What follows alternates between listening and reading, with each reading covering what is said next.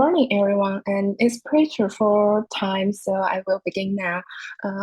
We divided our paper into four sections, and here we will begin with the first section, the introduction. We all know that the traditional geographical view is that the security is interconnected with geographic location, and the states will form agents based on their geographical, geopolitical characteristics. However, with the development of globalization, firstly, the security agents are not always effective in avoiding risks. And after the Cold War, the international community has been trying to avoid conflicts, but regional conflicts have occurred from time to time, and security risk seems unavoidable.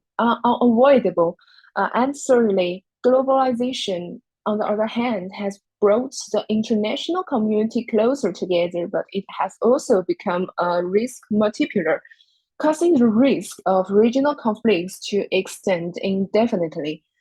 Today, the increase of risk have led to a change in the way states respond to security risks. Many countries have begun to rely on globalized networks of relationships to form security cooperation mechanisms. Such mechanisms transcend the geographic limitations, and we call this phenomenon of security disending. Then, how does this phenomenon arise? How do security risks lead states to choose to delocalize their society, their security? Sorry, this paper attempts to put forward a hypothesis about the phenomenon of security disending and explores the UK's response to the Bosnian War and the Russian-Ukrainian War. And here is the second part of our paper, the theoretical assumptions. The main framework of this paper is informed by big theory of the risk society as well as Giddens' theory of modernization. Giddens' modernization theory states that one of the characteristics of modernism is disembedding. Disembedding refers to the fact that people rely on symbolic tokens and expert systems to overcome the cognitive difference. So modern societies no longer have cognitive difference in values, history, and culture due to geographical constraints. And the mediums that carry these values, history, and culture can also transcend geographical constraints. Putting this theory into the context of the international community, we can consider the symbolic tokens as security interests and the expert system as a security mechanism between countries. The same security interests transcend space, allowing states to understand each other's security interests even if they are not located in the same region. As a medium for carrying security interests, security mechanisms promote mutual understanding of security interests among states as they interact with other states across geographies. Based on the above theory, this paper presupposes that for national security, the symbolic tokens of security is the concept of security interests, whereby the state cooperates with countries or regional organizations whose interests match its own, so as to safeguard its own security interests from being compromised and to achieve the disembedding of security interests. When countries have different perceptions of risk and options for disembedding, the following four patterns of behavior emerge. Yeah, sorry. Sorry, my PowerPoint gets some wrong. Okay, here is the four patterns. And then here is our analytical model.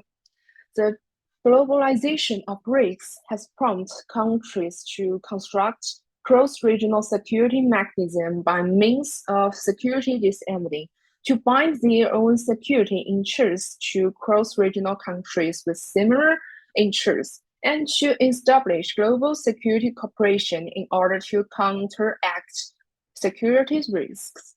However, whether a state chooses to disarm is also closely related to the size of the risk it faces and its perceived security interests. This paper shows two cases. Firstly, when the UK recognized that the Russia-Ukraine war posed a threat to its national security, and that the old regional security mechanism's effect was very limited. It actively sought to disarm and build a global security risk countermeasure mechanism, which is a positive case.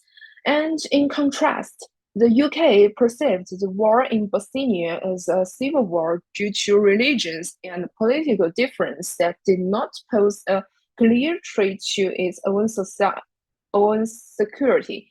And when regional security cooperation mechanisms were still effective, it showed little intention to disending, which is the negative case. These two cases will be discussed in contrast below. And here we began with the Bosnia War first. Before the outbreak of the war in Bosnia, Britain's involvement in this affair relied on the framework of the EC and was very cautious about the use of force, rapidly denying the EC's rapid resolutions on the disputes of an intervention force and advocating that the insurgents should be compelled to negotiate, not to fight. However, the EC not bring peace to this region and hoped, and the war in Bosnia began in 1992 with the implementation of the arms embargo regulation and NATO's military involvement. Britain's policy of non-interference in Bosnia was loosened.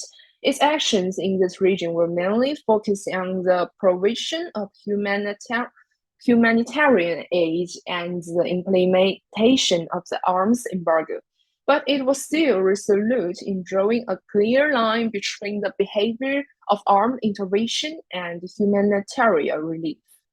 In contrast, the UK has shown a high degree of concern of the Russo-Ukrainian issue, and after 2014, in the face of the Russian-Ukrainian conflict, the UK has been actively promoting military and security assistance to Ukraine and has gradually shown a centrifugal tendency towards the EU.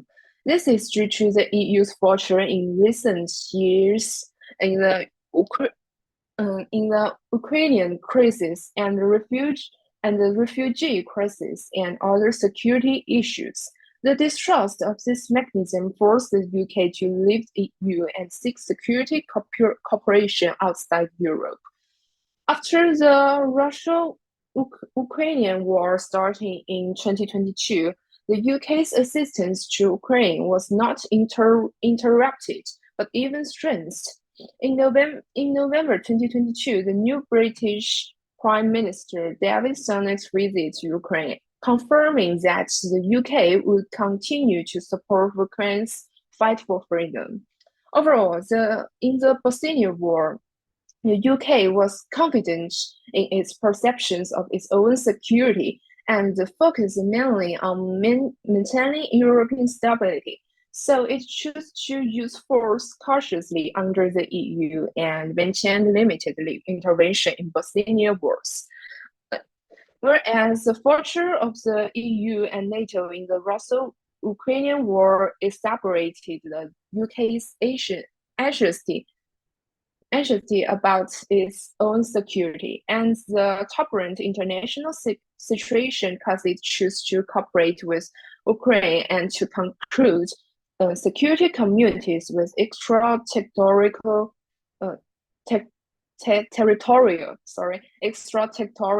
countries.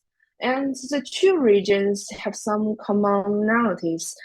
Firstly, both of them belong to the former Soviet Union, and both of them have evolved from intra-regional armed conflicts to full-scale wars. And thirdly, both of them have attracted the attention and intervention of regional security mechanisms such as the EU and NATO. However, the UK's perception of the risk of these two cases is significantly different, and it has always maintained a non-involvement attitude towards the Bosnia issue and has actively intervened in the conflict between Russia and Ukraine. We think the difference in the way the UK responds to these two wars stems from the difference in its perceptions of the different risks. This difference in perception is caused by complex geographical, historical, economical, and political factors. And in Russo-Ukrainian wars, British response to the risk began with the Budapest Memorandum and the construction of series of preventive mechanisms, which was quite positive. However, with the expansion of NATO to the east, the regional security cooperation mechanism has gradually become a source of conflict. Ukrainians' pro-Western tendency in security cooperation was an important trigger for Russia's use of force against it. Realizing this, the UK has begun to try to get rid of the out-of-control mechanism and actively look for new friends outside of the region, hoping to build a new security cooperation with extraterritorial countries to share similar security perceptions. And shared security interests are an important basis for the UK to build a mechanism for security disembedding. In addition to the background of globalization of risks and its own anxiety about risks, the UK's disembedding mechanism also needs extraterritorial countries with the same security perceptions as a landing point for disembedding, so as to establish a two-way global security cooperation.